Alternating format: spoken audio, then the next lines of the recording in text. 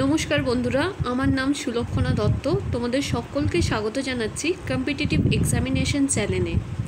তো আজকে আমি তোমাদের সাথে যেটা নিয়ে আলোচনা করব সেটা হচ্ছে railway requirement cell group D examination 2014-এর যে ম্যাথ পেপারটা এসছিল সেটা নিয়ে আলোচনা করব। তো চলো ভিডিওটা শুরু করা যাক।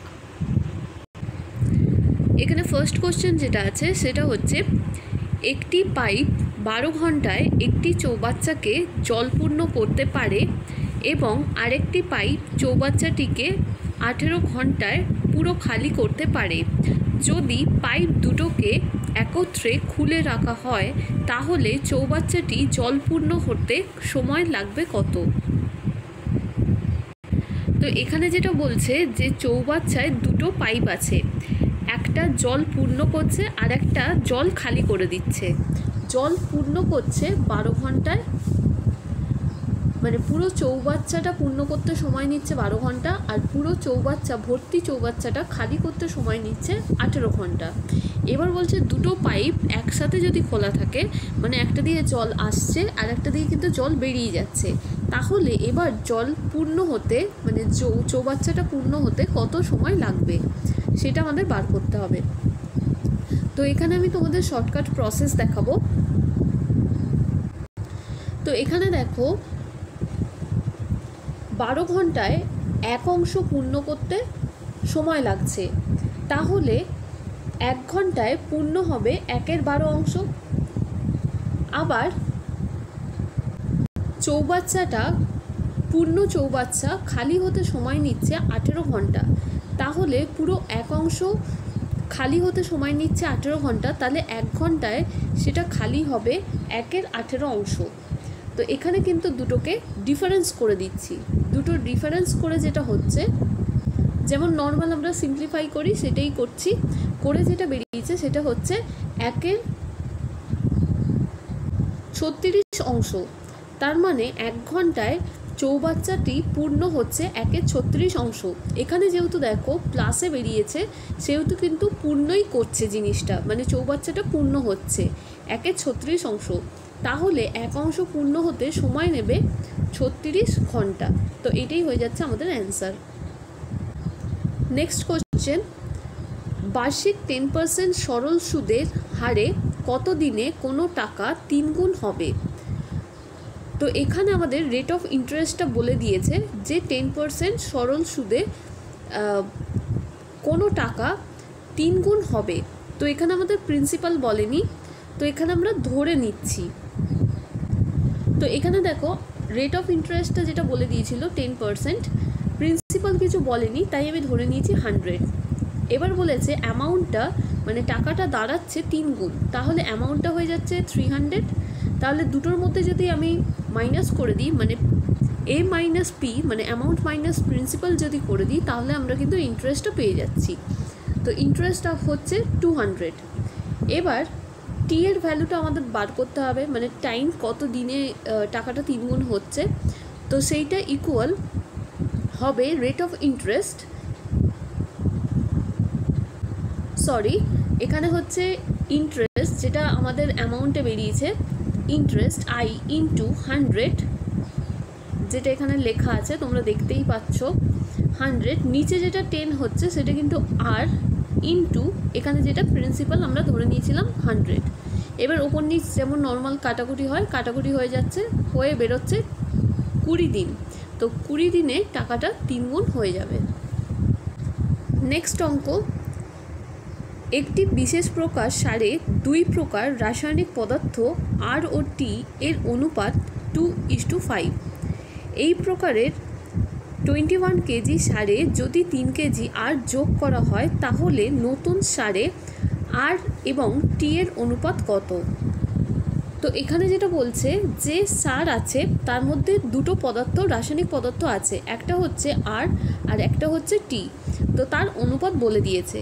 এবার কত আছে মানে মোট টোটাল ওজনটা আমাদের বলে দিয়েছে 21 কেজি সার আছে, এবার তার মধ্যে আরও আর এক্সট্রা যোগ করা হচ্ছে 3 কেজি, তাহলে এবার নতুন অনুপাতটা কত দাঁড়াবে সেটাই জানতে চেয়েছে। খুবই ইজি, 21 টোটাল যে কেজিটা বলে দিয়েছিল স্যারে, সেটা আমি লিখে নিয়েছি। তারপরে আর টির যে অনুপাতটা বলে দিয়েছিল 2:5, সেটাও লিখে নিলাম। এবার আর এখান থেকে আমি পেয়ে যাচ্ছি, তাহলে আর পাচ্ছি 21 ইন্টু 2 যেটা বলে দিয়েছিল, আর নিচে হয়ে যাচ্ছে 2 + 5। এবার জাস্ট নর্মাল সিম্পলিফাই করে আমি পেয়ে যাচ্ছি 6। তাহলে 6 কেজি হয়ে যাচ্ছে আর। তাহলে টি দুটোর মধ্যে যদি মাইনাস করে দিই, মানে 21 থেকে যদি 6 আমি মাইনাস করে দিই, তাহলে কিন্তু 15 কেজিটা আমি পেয়ে গেলাম। এবার আর যেটা বলেছিল যে এক্সট্রা 3 কেজি অ্যাড করা হচ্ছে, তাহলে যেটা বেরিয়েছিল আর 6 কেজি প্লাস 3 কেজি করে দিলাম, করে আমার হচ্ছে 9 কেজি। তাহলে এখন আর এর পরিমাণ হচ্ছে 9 কেজি, আর টিটা যেমন ছিল সেরকমই আছে 15 কেজি। এবার দুটোর মধ্যে আমি রেশিও বার করে নিচ্ছি, তাহলে বেরিয়ে গেল 3:5। এটাই হয়ে যাবে অ্যান্সার। নতুন রেশিও হচ্ছে 3:5। নেক্সট, কমলালেবুর দাম 20% কমে গেলে একজন ব্যক্তি 120 টাকায় 20টি বেশি কমলালেবু কিনতে পারেন। প্রতিটি কমলালেবুর প্রকৃত দাম কত? তো এখানে যেটা বলছে যে কোনো ব্যক্তি 120 টাকায় যতটা কমলালেবু কিনতো সেটা বলে দেয়নি, তার থেকে 20টা বেশি কমলালেবু কিনতে পারছে, মানে ওই টাকাটাতেই অ্যামাউন্টটা সেম থাকছে, 20টা আরও বেশি কমলালেবু কিনতে পারছে। কেননা 20% কমলালেবুর দামটা কমে যাচ্ছে, সেই জন্য। এবার যেটা জানতে চাইছে সেটা হচ্ছে কমলালেবুর প্রকৃত দাম কত, সেটা জানতে চাইছে। তো এখানে তোমরা দেখো যে 120 টাকা যেটা বলে দিয়েছে, 120 টাকা যেটা বলে দিয়েছে সেটা হচ্ছে যে টাকাটা আমার ফিক্সড আছে। এবার 20% দামটা কমে যাচ্ছে, কমলালেবুর যে দাম সেটা 20% কমে যাচ্ছে। তাহলে এই যে 120 টাকাটা, এইটাই কিন্তু রিপ্রেজেন্ট করছে 80, মানে 100 - 20। যেহেতু 20% আমার দামটা কমে যাচ্ছে, সেই জন্য 100 - 20 করে নিচ্ছি, করে যেটা বেরোচ্ছে সেটা হচ্ছে 80 = 80। তো এইটাই কিন্তু রিপ্রেজেন্ট করছে 120। তাহলে 20 কত, মানে 20% কমে গেছে, তাই 20 কত হবে সেটা আমি বার করে নিচ্ছি। তো এখানে কাটাকুটি করে যেটা বেরোলো সেটা হচ্ছে 30 টাকা। 30 টাকা আমাদের বেরিয়ে গেছে। এবার এই যে 30 টাকাটা আছে সেটাই কিন্তু যেটা 20টা আমরা এক্সট্রা কিনছিলাম সেইটার দাম, তাহলে প্রকৃত দামটা আমরা পেয়ে যাব। তো 20টার দাম হচ্ছে 30 টাকা, তাহলে একটার দাম কত, সেই করে আমি পেয়ে গেলাম 1.5। তো এখানে 1.5 টাকা একটা কমলালেবুর প্রকৃত দাম। নেক্সট কোশ্চেন, 100 মিটার দৌড় প্রতিযোগিতায় কমল বিমলকে 5 সেকেন্ডে হারায়। যদি কমলের গতিবেগ 18 কিলোমিটার/ঘন্টা হয়, তাহলে বিমলের গতিবেগ কত? তো এখানে যেটা বলেছে 100 মিটার একটা দৌড় প্রতিযোগিতা হয়েছে, কমল বিমলকে হারিয়ে দিয়েছে 5 সেকেন্ডে। তো কমল নিচ্ছে মানে 5 সেকেন্ড কম সময় নিয়েছে বিমলের থেকে, কমল জিতে গেছে আর বিমল হেরে গেছে। আচ্ছা, এখানে কমলের গতিবেগটা বলে দিয়েছে 18 কিলোমিটার/আওয়ার, তাহলে বিমলের গতিবেগটা আমাকে বার করে নিতে হবে। তো এখানে দেখো যেটা গতিবেগটা বলে দিয়েছিল সেইটা কিন্তু আমার কিলোমিটারে দেয়া ছিল, ঠিক আছে, সেখান থেকে আমি মিটারে কনভার্ট করে দিচ্ছি। তো 1 কিলোমিটার মানে হয়ে যাচ্ছে 1000 মিটার, তাহলে মাল্টি হয়ে যাচ্ছে, এই জন্য বেরিয়ে গেল 18,000 মিটার। এবার পার ঘন্টায় সে তার গতিবেগটা বলে দিয়েছিল, সেইটাও কিন্তু আমি সেকেন্ডে কনভার্ট করে নিলাম। তো চলে এলো 3600 সেকেন্ড। এবার 100 মিটার যেতে কমলের কত সময় লাগছে সেটা আমরা পেয়ে যাচ্ছি। তো সেইটা হয়ে যাচ্ছে 20 সেকেন্ড। এবার দেখো বিমল কিন্তু হেরে গেছিলো আর কমল কিন্তু জিতে গেছিলো 5 সেকেন্ডে, তাহলে কমল কিন্তু কম সময় নিয়েছিল। তো কমল নিয়েছিল 20 সেকেন্ড, তাহলে বিমল নিয়েছিল, নিশ্চয়ই এটা প্লাস হয়ে যাবে, +5, মানে এক্সট্রা 5 সেকেন্ড আরও নিয়েছিল। তাহলে বিমল 100 মিটার যেতে সময় নিচ্ছে 25 সেকেন্ড, তাহলে 3600 সেকেন্ডে সে কত মিটার যাচ্ছে সেটা পেয়ে গেলেই আমরা কিন্তু বিমলের গতিবেগটা পেয়ে যাব। এখানে দেখে নাও যে 25 সেকেন্ড নিচ্ছিল 100 মিটার যেতে, তাহলে 3600 সেকেন্ডে সে কত মিটার যাচ্ছে সেটা আমি পেয়ে গেলাম। এটা মিটারে পেয়েছি, তাহলে এটাকে আমি কনভার্ট করে দিচ্ছি কিলোমিটার পার আওয়ারে। তাহলে আমরা পেয়ে গেলাম 14.4 কিলোমিটার পার আওয়ার। এটাই হচ্ছে বিমলের গতিবেগ। নেক্সট অঙ্ক, যদি P/Q ইকুয়াল 7:9 এবং Q/R ইকুয়াল 15:7 হয়, তাহলে P/R কত? খুবই ভালো অঙ্ক, খুবই ইন্টারেস্টিং অঙ্ক। তো এখানে দেখো P/Q/R, যেটা এখানে যে রেশিও দুটো আমাকে বলে দিয়েছিল, P/Q বলে দিয়েছিল আর Q/R আমাকে বলে দিয়েছিল। এবার দুটো রেশিওর মধ্যে কমন যেটা আছে, এখানে দেখো কিউ হচ্ছে কমন, কিউ হয়ে যাচ্ছে কমন, তাই কিউটাকে কিন্তু আমি মাঝখানে বসিয়ে দিয়েছি। এবার P/Q/R এরমভাবে লিখে এবার যে রেশিওটা দেওয়া আছে, যেটা PQ এর যে রেশিওটা দেওয়া আছে 7:9, এখানে আমি নিচে বসিয়ে দিলাম। এবার কিউ আর আর এর রেশিওটাও দেওয়া আছে, সেটাও আমি নিচে বসিয়ে নিলাম 15:7। এবার কি হচ্ছে, যে জায়গাটা খালি থাকছে, যেমন আর এর জায়গাটা এখানে খালি থাকছে আর পি এর জায়গাটা এখানে খালি থাকছে, এবার পাশে যে ভ্যালুটা আছে, মানে একদম পাশে যে ভ্যালুটা আছে, এখানে দেখো 15 আছে আর এখানে 9 আছে, তো সেইটাই কিন্তু এখানে পাশে আমি বসিয়ে নিচ্ছি, সেটাই এখানে পাশে বসিয়ে নিচ্ছি। ঠিক আছে, এই করেই কিন্তু আমরা সাজিয়ে নেবো জিনিসটা করে। তাহলে আমরা পেয়ে গেলাম P/Q/R এর ভ্যালুটা আমরা পেয়ে গেলাম। এবার অ্যাকচুয়ালি এইগুলো কিন্তু মাল্টি হয়ে যায়, ওপর নিচে যেটা মাল্টি হয়ে গিয়ে আমি P/Q/R এর একটা ভ্যালু পেয়ে যাচ্ছি, সেটার মানে রেশিওটা পেয়ে যাচ্ছি। এখানে দেখো তিনটে মাল্টি করার কোনো দরকার নেই, এখানে আমার জানতে চেয়েছিল P/R এর রেশিও কত, তাই আমি এখানে P/R কে শুধু নিয়ে নিয়েছি। এবার তাদের যে ভ্যালুটা আছে, যেমন 7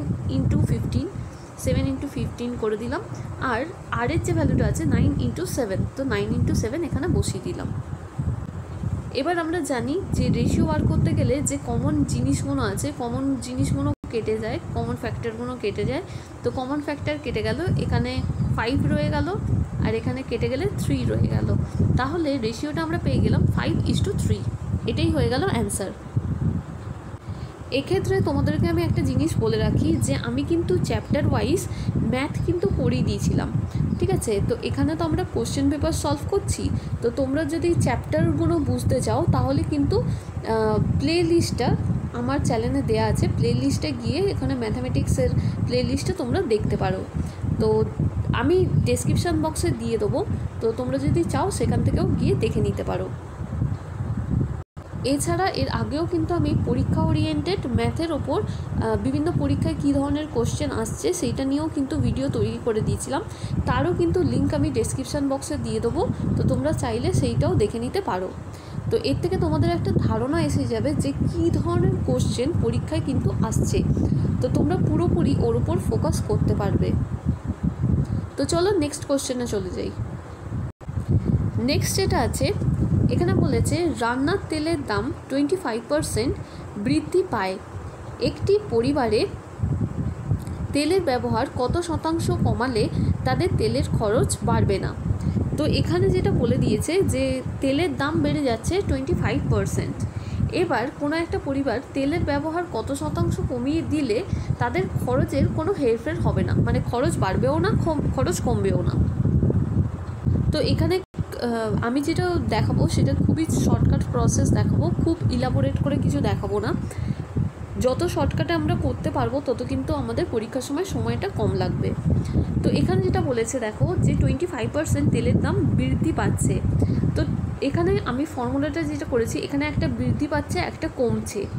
এবার খরচ কিন্তু অল ওভার খরচ কিন্তু কিছুই হচ্ছে না, তো এখানে এক্স যেটা বৃদ্ধি পাচ্ছে এক্স মাইনাস ওয়াই যেটা কমে যাচ্ছে, মানে তেলের ব্যবহারটা কমে যাচ্ছে, তো মাইনাস ওয়াই করে নিলাম। এবার মাইনাস দিয়ে যেহেতু বাড়ছে কমছে সেই জন্য সাইনটা কিন্তু মাইনাস হয়ে যাচ্ছে, minus x y divided by 100 equal 0। জিরোটা কেন হয়েছে? কেননা এখানে তেলের দাম বাড়াতে খরচ মানে তেলের ব্যবহার কমিয়ে দিচ্ছে, তাই খরচ কিন্তু বাড়ছেও না কমছেও না, ওই জন্য কিন্তু এখানে 0 বসিয়ে দিলাম। তো এখানে জাস্ট ভ্যালুটা আমি পুট করে দিলাম। ওয়াইয়ের ভ্যালু এখানে আমি কিছু জানি না, সেই জন্য ওয়াইয়ের ভ্যালু কিছু বসলো না। এক্সের ভ্যালু মানে দাম বেড়েছে কতটা সেটা আমি জানি 25, এক্সের জায়গায় আমি 25 ভ্যালু বসিয়ে দিলাম। এবার ওয়াইয়ের যে ভ্যালুটা সেটা আমি বার করলেই মানে সিম্পলিফাই করে বার করে নিলেই কিন্তু তেলের ব্যবহার পরিবারটা কত কমিয়ে দিয়েছে, কত শতাংশ কমিয়ে দিয়েছে সেটা আমি পেয়ে যাচ্ছি। এখানে সিম্পলিফাই করে যেটা বেরিয়েছে সেটা হচ্ছে 20%। তো 20% পরিবারটা তেলের খরচ মানে তেলের ব্যবহার কমিয়ে দিয়েছে। তো এটাই হয়ে যাচ্ছে অ্যান্সার। নেক্সট কোশ্চেন, কত কম সংখ্যক সৈন্য নিয়ে তাদের 12, 15 এবং 18 সারিতে সাজিয়ে সমান সংখ্যক সৈন্য হবে ও একটি কঠিন বর্গ তৈরি হবে? তো এখানে যেটা বলেছে যে কত কম সংখ্যক সৈন্যকে নিয়ে এখানে 12, 15, 18 সারিতে সাজিয়ে সমান সংখ্যক সৈন্য হবে একটি কঠিন বর্গ, এখানে কিন্তু বর্গ তৈরি করতে বলেছে, তৈরি হবে। তো এখানে যে নাম্বারগুলো দিয়ে দিয়েছে 12, 15, 18 এইটাকে আমি নিয়ে নিলাম, এর এলসিএম বার করে নিলাম। তো এলসিএম এখানে যদি বার করে নিই তাহলে হচ্ছে এলসিএমটা বেরোচ্ছে 180। কিন্তু এখানে দেখো যেহেতু বলেছে বর্গ বানাতে, যেহেতু এখানে বর্গ বানাতে বলেছে তাই জন্য এটা কিন্তু বর্গাকারে মানে সাজাতে হবে। তো এখানে দেখো এখানে দুটো 2 আছে, দুটো 3 আছে, কিন্তু 5 মানে 5 এখানে একটাই আছে, তাই এখানে যদি 5 মাল্টি করে দিই তাহলে কিন্তু এটা বর্গ তৈরি হয়ে যাবে। তো এখানে 5 মাল্টি করে দিচ্ছি, মাল্টি করে দিলে যেটা এলসিএম বেরিয়েছিল তার সাথেই মাল্টি করে দিচ্ছি 5।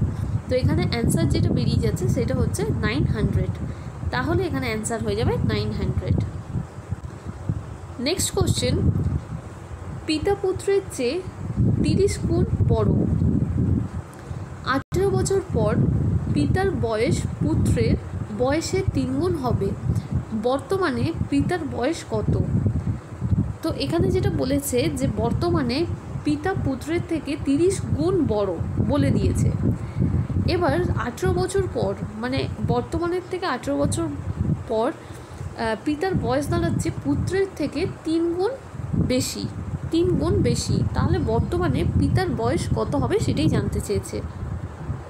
তো এখানে আমাদের যেটা বলে দিয়েছিল যে বর্তমানে পিতার বয়স পুত্রের বয়স থেকে 30 গুণ বেশি, তাই এখানে পিতার জায়গায় আমি 30 লিখে দিয়েছি ইসটু পুত্রের জায়গায় 1। এবার 18 বছর বাদে 18 বছর পর পিতার বয়স দাঁড়াচ্ছে পুত্রের থেকে 3 গুণ বেশি, তাই এখানে 3:1 করে দিলাম। এবার এখানে দেখো যে 18 বছর পর যেহেতু বলছে মানে এখনকার যে বয়স সেটা আমি জানি না, কিন্তু 30 গুণ বেশি সেটা জানি, তাই আমি ধরে নিচ্ছি 30x হচ্ছে পিতার এখনকার বয়স প্লাস 18, 18 বছর যোগ করে নিলাম, তাহলে 18 বছর বাদে দুটোর মধ্যে রেশিও আমরা জানি যে 3:1, 3:1 এটা আমাকে বলে দিয়েছে। এবার 30x plus 18 divided by x মানে পুত্রের যে এখনকার বয়স প্লাস 18 করে দিলে আমি রেশিওটা দুটোর মধ্যে রেশিওটা পেয়ে যাচ্ছি যে 18 বছর বাদে তাদের রেশিওটা কত দাঁড়াচ্ছে সেটা আমায় বলে দিয়েছে। তো করলে সিম্পলিফাই করলে এক্সের ভ্যালু আমি একটা পেয়ে যাচ্ছি। তো এই ইকুয়েশনটা যেটা আমি তৈরি করলাম সেটার থেকে সলভ করে আমি এক্সের ভ্যালুটা পেয়ে যাচ্ছি 4/3। তো পিতার বর্তমান বয়স যেহেতু জানতে চেয়েছে, পিতার বর্তমান বয়স আমি ধরে নিয়েছিলাম 30x, তাই এক্সের জায়গায় আমি এক্সের ভ্যালু যেটা পেয়েছি সেটাকে বসিয়ে দিলাম, কাটাকুটি করে পেয়ে গেলাম যে পিতার বর্তমান বয়স হচ্ছে 40 বছর, এটাই হয়ে যাবে অ্যান্সার। নেক্সট কোশ্চেন, 110 মিটার দীর্ঘ একটি ট্রেন 3 সেকেন্ডে একটি টেলিগ্রাফ পোস্টকে অতিক্রম করে। 165 মিটার দীর্ঘ একটি প্ল্যাটফর্মকে অতিক্রম করতে ট্রেনটির কত সময় লাগবে? খুবই ইজি একটা অঙ্ক। এখানে যেটা বলে দিয়েছে যে একটা ট্রেন আছে, তার কত দৈর্ঘ্য সেটা কিন্তু বলে দিয়েছে 110 মিটার। এবার 3 সেকেন্ড সময় লাগছে একটি টেলিগ্রাফ পোস্টকে অতিক্রম করতে। তার মানে একটি টেলিগ্রাফ পোস্ট যদি অতিক্রম করে কোনো ট্রেন, তাহলে কিন্তু সে নিজের দৈর্ঘ্য অতিক্রম করতেই সময় নিচ্ছে 3 সেকেন্ড। তাহলে এবার যেটা জানতে চেয়েছে যে 165 মিটার দীর্ঘ একটি প্ল্যাটফর্মকে অতিক্রম করতে ট্রেনটার কত সময় লাগবে। এবার একটা প্ল্যাটফর্মকে অতিক্রম করতে অ্যাকচুয়ালি মানে ট্রেনটা যে পথটা যাচ্ছে সেটা হচ্ছে প্ল্যাটফর্মের যে দৈর্ঘ্য সেইটা প্লাস তার নিচের যে দৈর্ঘ্য আছে সেইটা। তাহলেই কিন্তু দুটো অতিক্রম করলেই বলা যায় যে ট্রেনটা প্ল্যাটফর্মের দৈর্ঘ্য অতিক্রম করতে পেরেছে।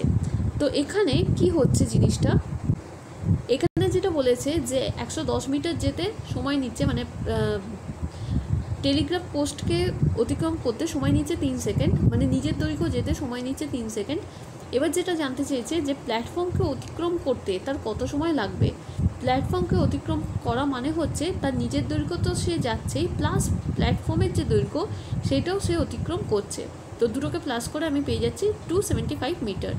এবার 275 মিটার যেতে তার কত সময় লাগবে সেটা আমি বার করে নেব। তো এখানে এই ইকুয়েশনটাকে আমি সলভ করলেই কিন্তু অ্যান্সার পেয়ে যাচ্ছি। তো এখানে অ্যান্সার যেটা বেরিয়েছে সেটা হচ্ছে 7.5 সেকেন্ড। তো 7.5 সেকেন্ডে সে প্ল্যাটফর্মটাকে অতিক্রম করতে পারছে। নেক্সট যেটা আছে সেটা হচ্ছে দুটি সংখ্যার অনুপাত 6:13। যদি তাদের লসাগু 468 হয় তাহলে তাদের গসাগু কত? তো এখানে দুটো সংখ্যা কি কি সেটা কিন্তু আমি জানি না। এখানে দুটো সংখ্যার অনুপাত আমাকে বলে দিয়েছে যে 6:13। যদি তাদের লসাগুটা বলে দিয়েছে যে 468 হয় তাহলে তাদের গসাগু কত। তো এখানে আমি ধরে নিচ্ছি যে দুটো নাম্বার হচ্ছে, যেটা রেশিও বলে দিয়েছিল সেখান থেকে 6x আর 13x ধরে নিলাম। এবার দুটোর মধ্যে যদি আমি লসাগু বার করে নিই, মানে এলসিএম যদি বার করে নিই, সেটা দাঁড়াচ্ছে লসাগু মানে হচ্ছে কমন ফ্যাক্টর যেটা থাকবে দুটোর মধ্যে। তাহলে 6, 13 আর x এটা হচ্ছে দুটো নাম্বারের মধ্যে কমন ফ্যাক্টর। তো আমি এলসিএম মানে লসাগু পেয়ে গেলাম, যেটা অঙ্কের মধ্যে বলে দিয়েছে 468। তো এখানে 468 বসিয়ে দিলাম। এবার জানতে চেয়েছে যে গসাগু কত হবে। গসাগু হচ্ছে দুটোর মধ্যে যেটা কমন, মানে দুটোর মধ্যে দেখো দুটো নাম্বার যেটা আমি ধরে নিয়েছিলাম 6x আর এখানে 6x আর 13x দুটোর মধ্যে কমন কিন্তু x। তাহলে x এর ভ্যালু যদি বার করে নিতে পারি তাহলেই কিন্তু গসাগুটা আমি পেয়ে যাচ্ছি। তো গসাগু হয়ে যাচ্ছে 6। এখানে জাস্ট এই যে ইকুয়েশনটা আমি লিখেছিলাম এখান থেকেই x এর ভ্যালু অ্যাকচুয়ালি আমি বার করে নিতে পারবো। তো সিম্পলিফাই করে x এর ভ্যালু বার করে নিলাম, x এর ভ্যালু হয়ে গেল 6। তো এটাই হয়ে যাচ্ছে তাদের গসাগু। নেক্সট যে অঙ্কটা আছে খুবই ইম্পর্ট্যান্ট অঙ্ক, বারবার পরীক্ষায় কিন্তু এই ধরনের অঙ্ক এসে থাকে। তো দেখো একটি বাস্কে 1 টাকা 50 পয়সা এবং 25 পয়সা মুদ্রা আছে। মোট মুদ্রার সংখ্যা এখানে বলে দিয়েছে 378 মুদ্রার সংখ্যা বলে দিয়েছে, মানে এতগুলো টোটাল মুদ্রা আছে 1 টাকা 50 পয়সা আর 25 পয়সার মুদ্রা নিয়ে। এবার মুদ্রাগুলির মূল্যর অনুপাত বলে দিয়েছে, মুদ্রাগুলির মূল্যের অনুপাত হচ্ছে 13:11:7। তাহলে যেটা জানতে চেয়েছে 50 পয়সা মুদ্রার সংখ্যা নির্ণয় করো। মানে 50 পয়সার কতগুলো মুদ্রা ওই বাস্কে আছে সেটা আমাকে বার করতে হবে। খুবই সিম্পল জিনিস। এবার আমি কি করেছি, এখানে এক বাস্কের মধ্যে 1 টাকার কয়েন আছে, 50 পয়সার কয়েন আছে আর 25 পয়সার কয়েন আছে। এবার নিচে যে ভ্যালুটা বলে দিয়েছে, মানে ভ্যালুর রেশিওটা যেটা আমাদের বলে দিয়েছে যে 13:11:7, এটা কিন্তু নিচে বসিয়ে নিলাম। এবার দেখো 1 টাকার কয়েনের ভ্যালু হচ্ছে 13, তার মানে কতগুলো কয়েন 1 টাকার আছে, 13টাই থাকবে। নেক্সট যেটা আছে 50 পয়সার কয়েনের ভ্যালু হচ্ছে, ভ্যালুর অনুপাতটা যেটা বলে দিয়েছিল 11, তার মানে 50 পয়সা অ্যাকচুয়ালি থাকবে কটা, ভ্যালুটা হচ্ছে কিন্তু 11, তাহলে 50 পয়সা আছে কটা, তার মানে কি 11 ইন্টু 2 যদি করে দিই তাহলে আমি নাম্বার অফ কয়েন্স 50 পয়সার কতগুলো কয়েন আছে সেটা আমি পেয়ে যাব। তো সেটা হচ্ছে 22। এবার যেটা বলে দিয়েছে ভ্যালু 25 পয়সার ভ্যালু বলে দিয়েছে, 25 পয়সার ভ্যালু বলে দিয়েছে 7, তাহলে 25 পয়সার কয়েন কটা আছে, তাহলে 7-এর সাথে 4 যদি মাল্টি করে নিই তাহলেই কিন্তু পেয়ে যাব কতগুলো 25 পয়সার কয়েন আছে, সেটা হয়ে যাচ্ছে 28। এই করে টোটাল নাম্বার আমি কিন্তু পেয়ে যাচ্ছি, টোটাল কতগুলো কয়েন আছে সেটা হচ্ছে 63, কিন্তু অ্যাকচুয়ালি ব্যাগে কতগুলো কয়েন আছে সেটা আমাকে বলে দিয়েছে 378। এবার জানতে যেটা চেয়েছে সেটা হচ্ছে 50 পয়সার কয়েন কতগুলো আছে, তাহলে এইটাকে আমি সিম্পলিফাই করলেই জানতে পেরে যাব, আর এইগুলোকে করার দরকার নেই, মানে 1 টাকা আর 25 পয়সা করার কোনো দরকার নেই, শুধু 50 পয়সাটা করলেই আমি পেয়ে যাব। অঙ্কে যেহেতু অ্যাকচুয়ালি বলে দিয়েছে যে 378 খানা কয়েন টোটাল অল ওভার আছে, তাহলে তার মধ্যে যেটা এখানে বেরিয়েছে রেশিও নিয়ে যে 22 ডিভাইডেড বাই 63 যেটা টোটাল ছিল অল ওভার, তো এটা সিম্পলিফাই করলেই আমি পেয়ে যাচ্ছি 50 পয়সার কয়েন কতগুলো ব্যাগে আছে। তো এখানে অ্যান্সার হয়ে যাচ্ছে 132, মানে 50 পয়সার কয়েন আছে 132। নেক্সট কোশ্চেন, দুটো সংখ্যার অনুপাত 10:7 এবং তাদের পার্থক্য 105, সংখ্যা দুটির যোগফল কত? তো এখানে সংখ্যা দুটো কত সেটা কিন্তু আমি জানি না, এখানে তাদের অনুপাতটা বলে দিয়েছে 10:7, আর তাদের মধ্যে পার্থক্য মানে দুটোর বিয়োগফলও বলে দিয়েছে 105। এবার দুটো সংখ্যার যোগফল কত? তো আমি ধরে নিচ্ছি যে দুটো সংখ্যা হচ্ছে, মানে একটা সংখ্যা হচ্ছে 10 আর একটা সংখ্যা হচ্ছে 7, সব থেকে সিম্পল উপায় সেইটাই ধরে নিচ্ছি যেটা অনুপাত হিসেবে আমাকে দিয়ে দিয়েছে। এবার দুটোর মধ্যে ডিফারেন্স যদি করে দিই তাহলে কিন্তু বেরোচ্ছে 3, যেটা অঙ্কের মধ্যে বলে দিয়েছে 105। এবার দুটোর যোগফল জানতে চেয়েছে, তাহলে দুটো নাম্বারকে আমি যদি যোগ করে দিই, মানে আমি ধরেছিলাম 10 আর 7, তাহলে দুটোকে যদি আমি যোগ করে দিই মানে 17, সেইটাই রিপ্রেজেন্ট করছে দুটো সংখ্যার যোগফল। তাহলে এবার নাম্বার দুটোর যোগফল অ্যাকচুয়ালি কত সেটা আমায় বার করে নিতে হবে। তো 105 ইন্টু 17 ডিভাইডেড বাই 3, এটা যদি সিম্পলিফাই করি তাহলে কিন্তু অ্যাকচুয়াল দুটো সংখ্যার যোগফল কত হবে সেটা আমি পেয়ে যাব। তো সিম্পলিফাই করে এখানে আমার অ্যান্সার বেরিয়েছে 595, এটাই হয়ে যাবে অ্যান্সার। নেক্সট অঙ্ক, একদল ব্যক্তির গড় বয়স 5 বছর বৃদ্ধি পায় যখন 18 বছর বয়সের একজন ব্যক্তি 38 বছর বয়স্ক একজন ব্যক্তির দ্বারা প্রতিস্থাপিত হয়, ওই দলে কতজন মানুষ আছে? তো এখানে একটা দল আছে, কতজন ব্যক্তি আছে তার মধ্যে সেটা কিন্তু বলে দেয়নি। এবার একটা ব্যক্তির সাথে একটা ব্যক্তিকে রিপ্লেস করা হচ্ছে, যে ব্যক্তিকে রিপ্লেস করা হচ্ছে তার বয়স অ্যাকচুয়ালি মানে তার বয়স হচ্ছে 38 বছর। এবার যে নতুন ব্যক্তিটার সাথে রিপ্লেস করা হচ্ছে মানে যে ওই দলের মধ্যে যোগ হচ্ছে তার এখন বয়স হচ্ছে 18 বছর। এবার মানে যে চলে যাচ্ছে তার বয়স হয়ে যাচ্ছে 18 বছর, আর যে নতুন ব্যক্তিটা যোগ হচ্ছে তার বয়স হয়ে যাচ্ছে 38 বছর। এবার যেটা বলছে যে যদি এই রিপ্লেসমেন্টটা ঘটে তাহলে ওই দলের মধ্যে যে গড় যে বয়সটা সেইটা কিন্তু বৃদ্ধি পাচ্ছে 5 বছর, মানে অল ওভার গড় বৃদ্ধি পেয়ে যাচ্ছে 5 বছর। এবার জানতে চেয়েছে যে ওই দলে কতজন মানুষ আছে সেটা বার করতে হবে। তো এখানে দেখো আমি অপশান তুলে নিয়েছি, অপশান নিয়েই অঙ্কটা করলে খুব ইজি হয়ে যাবে। তো এখানে দুটো বয়স যেটা মেনশন করে দিয়েছিল, একটা হচ্ছে 38 আর একটা হচ্ছে 18। তো দুটোর মধ্যে আমি প্রথমে ডিফারেন্স বার করে নিলাম। এবার 5 বছর করে বৃদ্ধি পাচ্ছে, তাহলে 5 দিয়ে যদি আমি অ্যাকচুয়ালি ডিভাইড করে নিই 20টাকে তাহলে কিন্তু বেরোচ্ছে 4, তাহলে ওই দলের অ্যাকচুয়াল মানুষ হচ্ছে 4। তাহলে প্রত্যেকজনের বয়স গড় 5 করে বেড়ে যাচ্ছে। বা জিনিসটা আর একটাভাবেও করা যায়, যদি আমি 20/4 করে দিই, মানে আমি ধরে নিচ্ছি যে যেহেতু এখানে অপশানে আছে 4, করে নিচ্ছি যে 20/4 যদি করি তাহলে কিন্তু 5 বছর বেরোচ্ছে। বাকি অপশানগুলো যদি আমি ধরে করতে যাই, যেমন 20/3 যদি করি তাহলে কিন্তু ফ্র্যাকশান আসছে। আবার 20/5 যদি করি, 5 দিয়ে যদি করি তাহলে কিন্তু এখানে 4 চলে আসছে, 4 বছর, কিন্তু অঙ্কে বলে দিয়েছে 5 বছর। আবার যদি 20/6 এখানে যে লাস্ট অপশানটা আছে 6 যদি করি তাহলেও কিন্তু এখানে ফ্র্যাকশান চলে আসবে।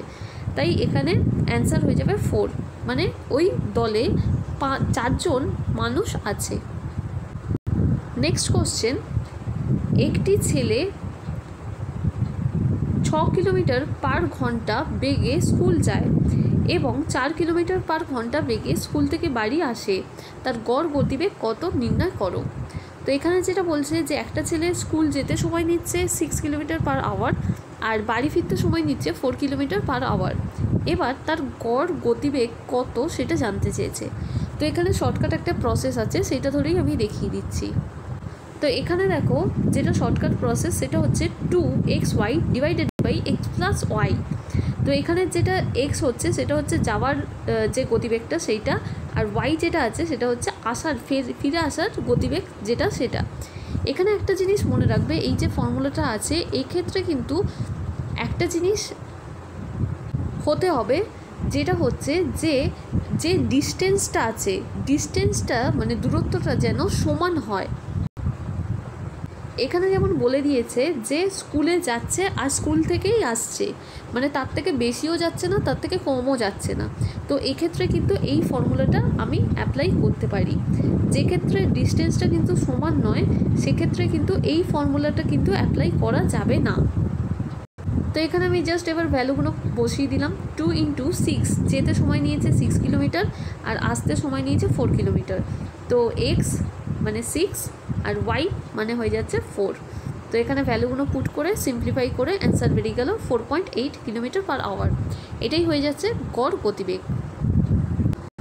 নেক্সট কোশ্চেন, যদি 16টি ঘোড়া বা 12টি ষাঁড় 14.4 কুইন্টাল ওটস শেষ করতে পারে 30 দিনে, কত কুইন্টাল ওটস 4টি ঘোড়া এবং 2টি ষাঁড় 5 দিনে শেষ করতে পারবে। তো এখানে যেটা বলে দিয়েছে সেটা হচ্ছে 16টা ঘোড়া বা 12টা ষাঁড় 14.4 কুইন্টাল ওটস শেষ করছে 30 দিনে। এটা কিন্তু ইন্ডিভিজুয়াল বলে দিয়েছে, নয় 16টা ঘোড়া না হলে 12টা ষাঁড়। এবার যেটা জানতে চেয়েছে সেটা হচ্ছে কত কুইন্টাল ওটস 4টে ঘোড়া আর 20টা, এবং এখানে কিন্তু এবং বলেছে, এবং 20টা 2টো ষাঁড় 5 দিনে শেষ করতে পারবে।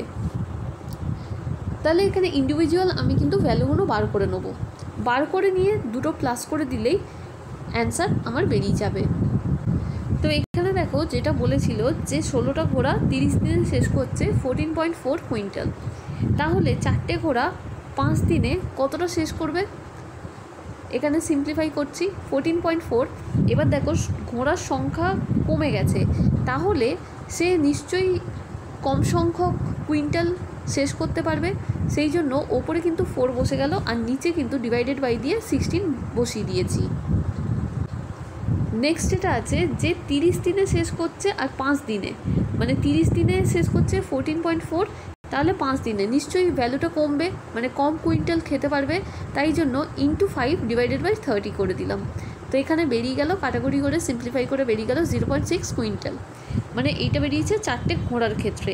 এবার 2টো ষাঁড়ের জিজ্ঞেস করছিল, একইভাবে করেছি যে 12টা ষাঁড় 30 দিনে শেষ করছে 14.4 কুইন্টাল, তাহলে 2টো ষাঁড় 5 দিনে কতটা কুইন্টাল শেষ করতে পারবে। তো 14.4 × 2/12, 2/12, যেহেতু এখানে ষাঁড় সংখ্যা কমে যাচ্ছে তাহলে কুইন্টালও কম হবে, তাই 2 ওপরে আর 12 নিচে। আবার 30 দিন আর 5 দিন, তো 30 দিনে নিশ্চয়ই বেশি কুইন্টাল শেষ করতে পারবে, 5 দিন দিন সংখ্যা কমে যাচ্ছে তাই কুইন্টালও কিন্তু কমে যাবে, তাই 5/30 হয়ে গেল। এবার সিম্পলিফাই করে আমার বেরিয়ে গেছে 0.4 কুইন্টাল। এবার বলেছে দুজন মিলে, মানে 4টে ঘোড়া আর 2টো ষাঁড় মিলে কতটা কুইন্টাল শেষ করতে পারবে। তো এখানে দুটো প্লাস করে দিলাম, ইন্ডিভিজুয়াল যে ভ্যালুটা বেরিয়েছে যে 0.6 আর 0.4 প্লাস করে দিলে হয়ে গেল 1 কুইন্টাল। তো এটাই হয়ে যাবে অ্যান্সার। নেক্সট যেটা আছে সেটা হচ্ছে একজন মহিলার কাছে কিছু সংখ্যক আম আছে, যার মধ্যে 13% খারাপ আম, বাকি আমের 75% তিনি দান করেন এবং দান করার পর তার কাছে এখন আম আছে 261 আম আছে। প্রথমে ওই মহিলার কাছে কতগুলি আম ছিল? তো এখানে দেখো, এখানে যেটা বলেছে যে একজন মহিলা তার কাছে কিছু আম আছে যার মধ্যে 13% হয়ে যাচ্ছে খারাপ। এবার যেটা বাকি আছে, মানে 13% বাদ দেওয়ার পর তার কাছে যে আমটা থাকছে তার মধ্যে 75% সে কী করছে, দান করে দিচ্ছে। এবার দান করে দেওয়ার পর তার কাছে আম থাকছে 261। তাহলে প্রথমে তার কাছে কতগুলো আম ছিল সেটা জানতে চেয়েছে। তো এখানে আমরা ব্যাক ক্যালকুলেশন করব। কীরকম দেখো, এখানে যেটা লাস্ট যেটা আমার কাছে পড়ে আছে সেটা হচ্ছে 261। এবার তার মধ্যে কিছুটা সে দান করে দিয়েছে, 75% বলে দিয়েছে সে দান করেছে, তাহলে রয়ে গেছে কত, 25%। তাহলে 25% রিপ্রেজেন্ট করছে 261, তাহলে 100 কত, তাই জন্য 261 ইন্টু 100/25।